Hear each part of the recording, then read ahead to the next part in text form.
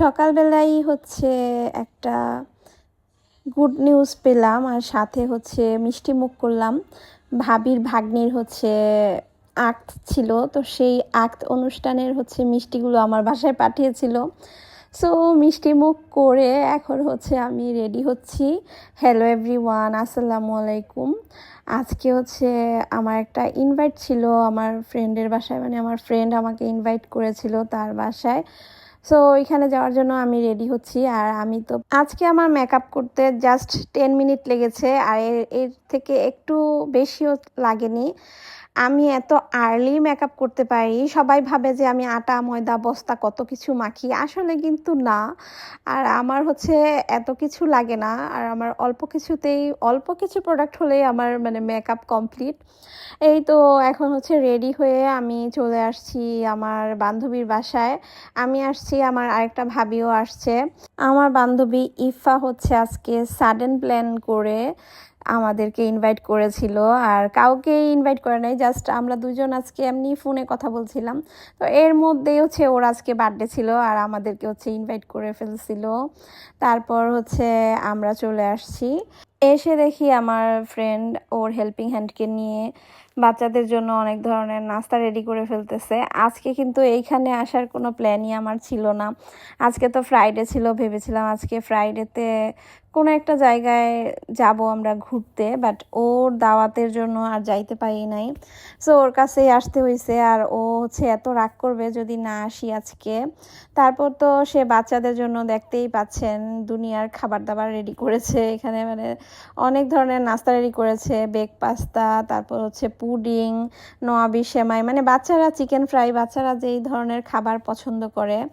তো ভাবির বাচ্চা, তারপর আমার ছেলে, সবাই অনেক বেশি এইসব মানে ফাস্টফুড টাইপসের খাবারগুলাই বেশি পছন্দ করে।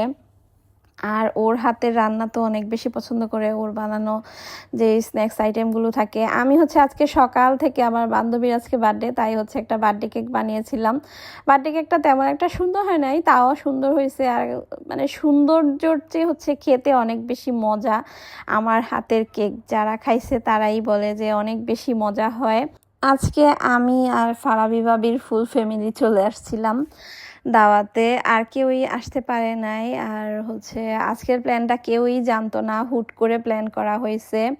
তারপর তো আমাদের হাজব্যান্ডও আসছে আজকে, আর রাতে ডিনারের জন্য ও এদিকে বিফ বিরিয়ানি রান্না করেছে, তারপর সাথে ফিশ ফ্রাই, দেন চিংড়ি মাছ ভুনা, তারপর ডিম ফ্রাই, আরও অনেক কিছুই রান্না করেছিল সেই দিন।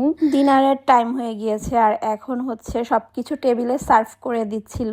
এরপর সবাই তো রাতে ডিনার করছিল, আর এত বেশি মানে এনজয় করছিলাম, সবাই মিলে অনেক মজা করছিল। ভাইয়ারা অনেক গল্প করছিল, ফান করছিল, অনেক মজা করছিল। তো সবাই মিলে একসাথে রাতে ডিনার করলাম। এরপর সবাই বসে মিষ্টি মুখ করলাম।